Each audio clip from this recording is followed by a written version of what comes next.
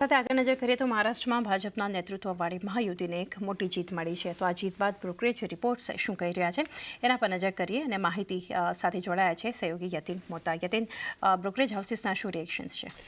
તો ઓબ્વિયસલી બ્રોકરેજીસ આ પૂરા ઇવેન્ટને એક પોઝિટિવ માની રહ્યા છે. તમે વાત કરો તો સૌથી પહેલાં આપણે કરીએ કોટક સિક્યોરિટીઝની, અને ક્યાંક ને ક્યાંક જે બીજેપીની ઇમ્પ્રેસિવ વિક્ટરી છે તેના કારણે સેન્ટ્રલ ગવર્મેન્ટનો ડેવલપમેન્ટ એજન્ડા જે છે એ કન્ટિન્યુ રહેશે. તેની સિવાય ઓબ્વિયસલી જે સેન્ટ્રલ ગવર્મેન્ટ અને સ્ટેટ ગવર્મેન્ટનો ફિસ્કલ કન્સોલિડેશન પાથ છે ત્યાં લિમિટેડ પોઝિટિવનેસ દેખાઈ રહી છે. પણ તેઓ કહી રહ્યા છે કે બ્રોડર માર્કેટ હજી બી વેલ્યુએશન વાઇઝ થોડું મોંઘું લાગી રહ્યું છે અને માર્કેટ જે છે એ આવનારા દિવસોમાં પોતાનું બોટમ ટેસ્ટ કરશે અને ક્યાંક ને ક્યાંક વેલ્યુએશન્સ માટે તેઓ અત્યારે સુધી કમ્ફર્ટેબલ નથી. પણ આપણે મેક્વેરીની વાત કરીએ તો ક્યાંક ને ક્યાંક એક રિસાઉન્ડિંગ વિક્ટરી એમ કરીને તેમના રિપોર્ટનું શીર્ષક છે.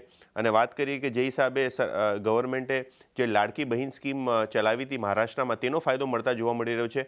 ₹1,500 પર મંથથી લગભગ ₹2,100 પર મંથની વાતો ચાલી રહી છે, જેના કારણે કદાચ આ ટાઈમે જે મહિલા વોટર્સ છે તેમનો હિસ્સો 60%થી વધીને 65% જેટલો વધ્યો છે. તો ક્યાંક ને ક્યાંક ઈ ફેક્ટર એક બીજેપીને કામ આવ્યો છે એવું મેક્વેરીનું માનવું છે. અને કેપેક્સની વાત કરીએ તો ક્યાંક ને ક્યાંક જે ફિસ્કલ ડેફિસિટ ટાર્ગેટ છે એ મહારાષ્ટ્રને મીટ કરવું ડિફિકલ્ટ રહેશે પોપ્યુલિસ્ટ મેજર્સને કારણે. પણ ત્યાં કયા હિસાબે કેપેક્સ થાય છે, સેન્ટ્રલ ગવર્મેન્ટની કેવી રીતે પોલિસી તો ઇમ્પ્લિમેન્ટ કરે છે, એના ઉપર ઘણો આધાર રહેશે પોઝિટિવ સાઇડ ઉપર. મોતીલાલનું બી માનવું એ છે કે હરિયાણા અને મહારાષ્ટ્રની વિક્ટરી બાદ બીજેપીનું કોન્ફિડન્સ જે છે એ વધતું દેખાઈ રહ્યું છે. સેન્ટ્રલ ગવર્મેન્ટની સ્કીમ્સનું ઇમ્પ્લિમેન્ટેશન સારી રીતે થઈ શકશે તેવું એમનું માનવું છે. અને ક્યાંક ને ક્યાંક આગળ સેકન્ડ હાફમાં જે વેડિંગ સિઝન આવી રહી છે તેના કારણે બી ઇકોનોમીને એક બૂસ્ટર મળશે. એટલે ઓવરઓલ સેકન્ડ હાફના રિઝલ્ટ્સ પર બી એક પોઝિટિવ અસર જોવા મળશે એવું મોતીલાલ ઓસવાલનું માનવું છે.